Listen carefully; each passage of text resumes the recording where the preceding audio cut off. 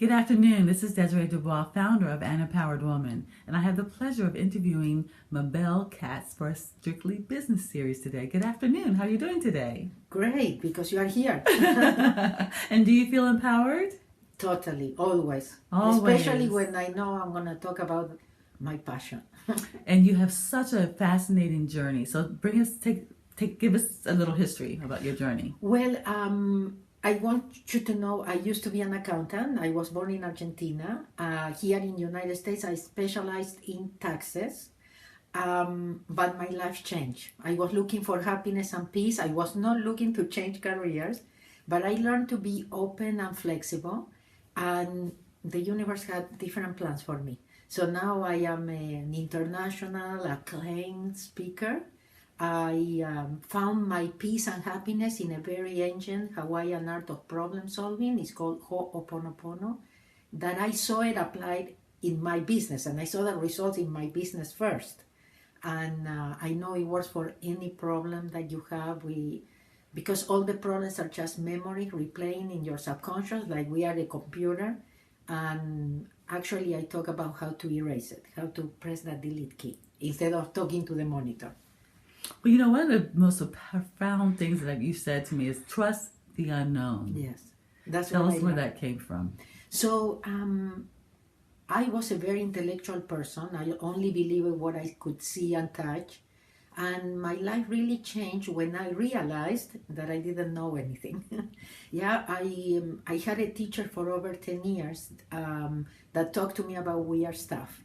And seeing the results, seeing how this works, seeing like it's never what we think it is. And again, seeing the results in my own life, personal and professional, it really convinced me that I didn't know anything, but that we all have a part of us inside that knows everything, that has all the answers, all the solutions. And I learned to trust that.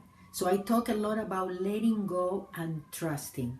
And it really, really works. Give permission or start listening to another part of you, not the crazy of the house, the part of you that thinks it knows. You know, you make it sound so easy, though, but it is a process to get there, isn't it?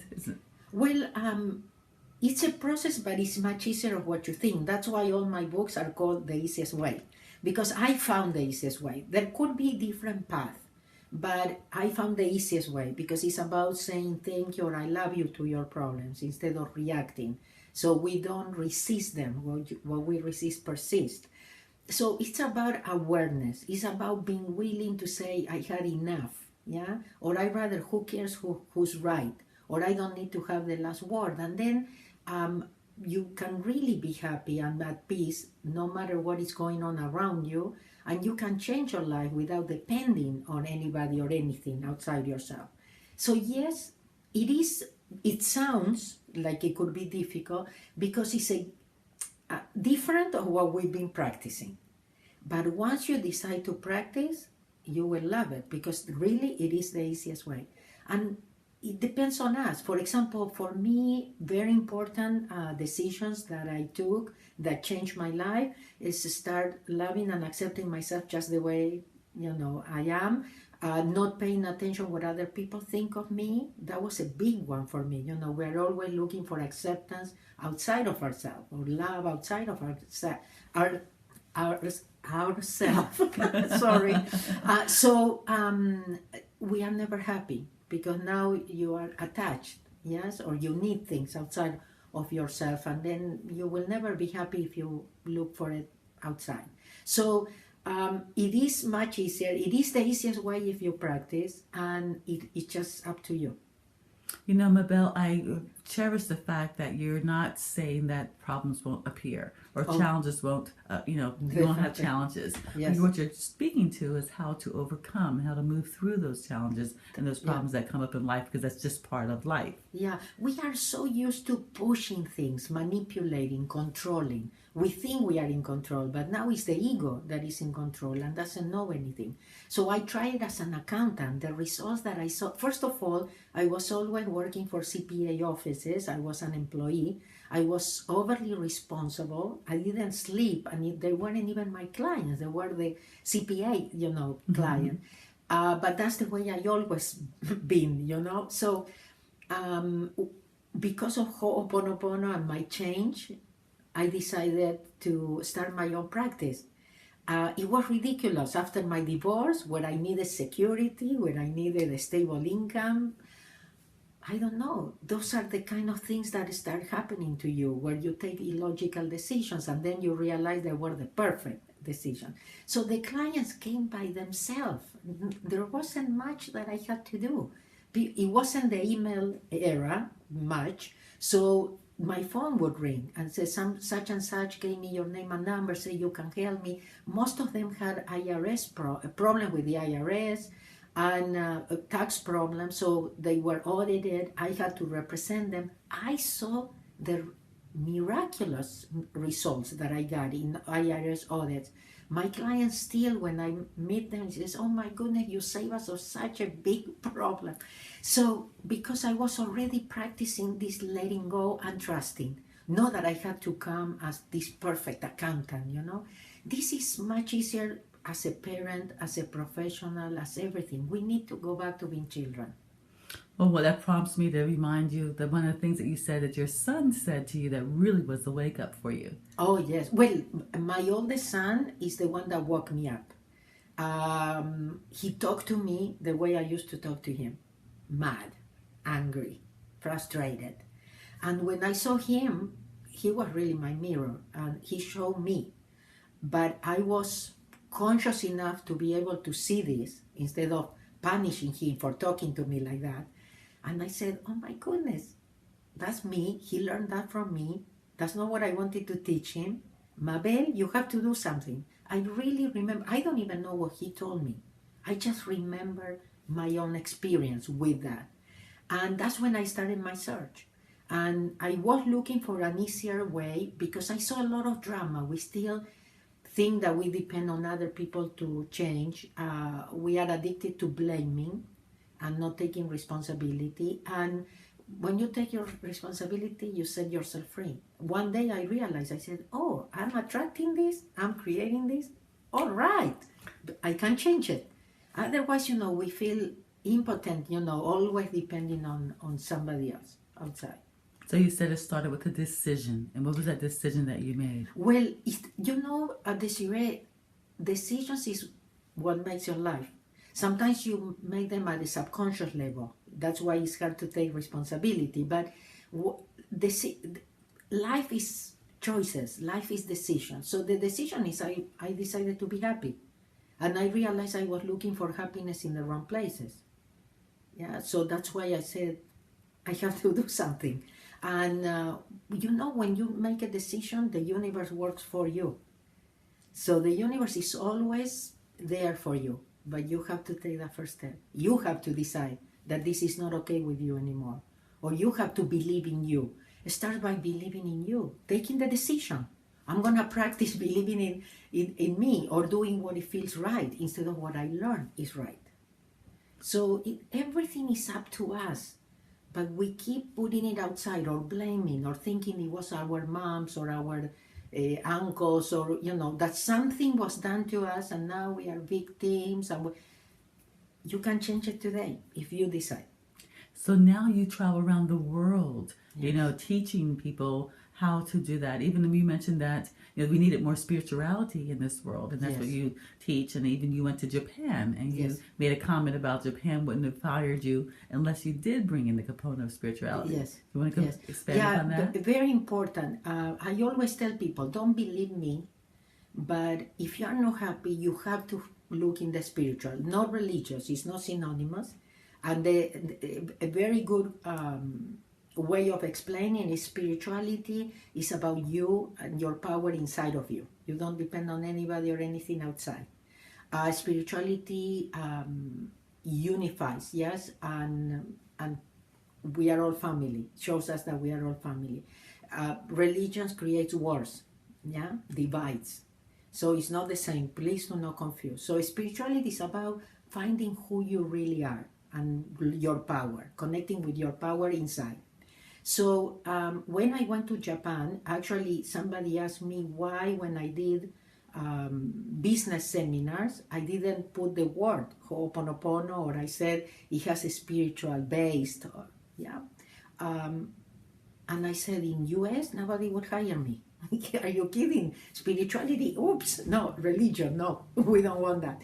So this person response was, in Japan, we would not hire you unless we know it has a spiritual component, because in Japan we know that spirituality is the foundation of any successful business.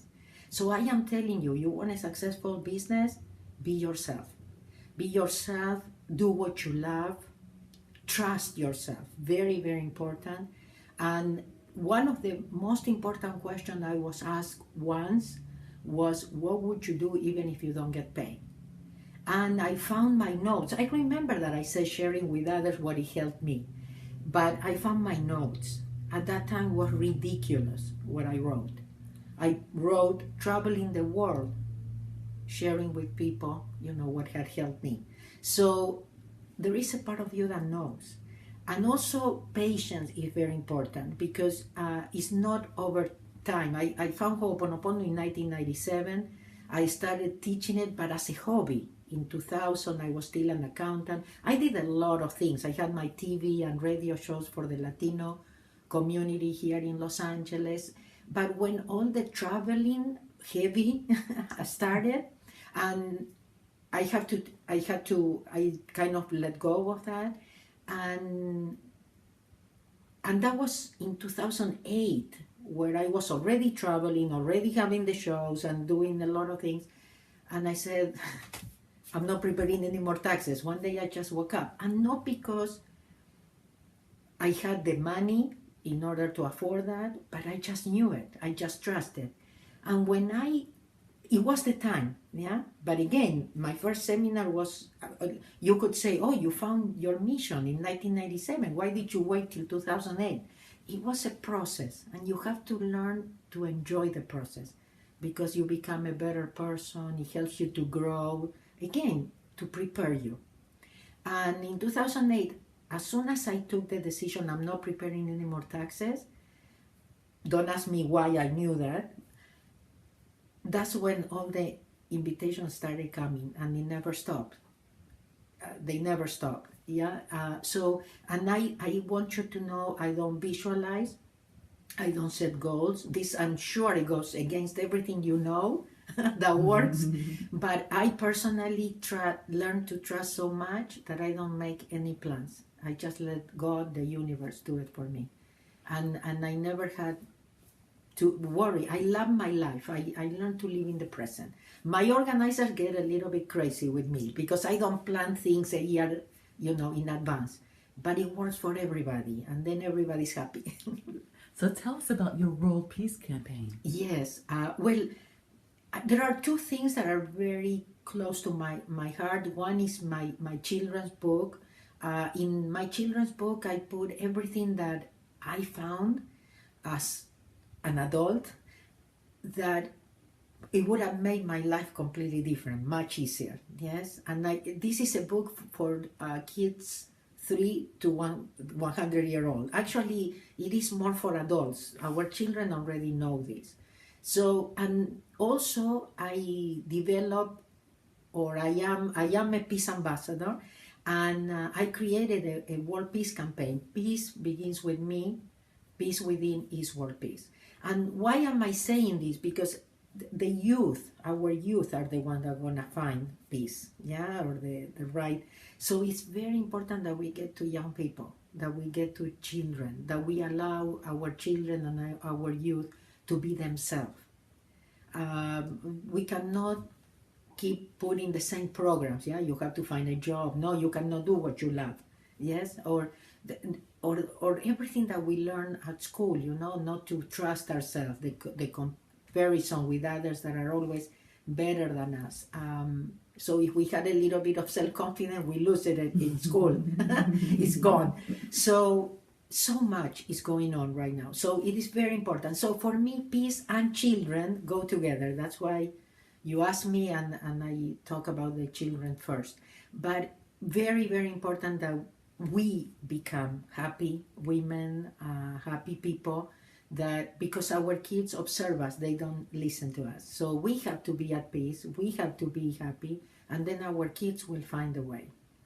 So, Mabel, you are speaking, and you look more speaking engagements not only all over the world, but in California. Yes. What would a participant walk away with after one of your presentations or your seminars or your speaking opportunities? Well, definitely a lot of peace. I am not a motivational speaker. I am an inspirational speaker. I don't want you to depend on me to be motivated. Yeah.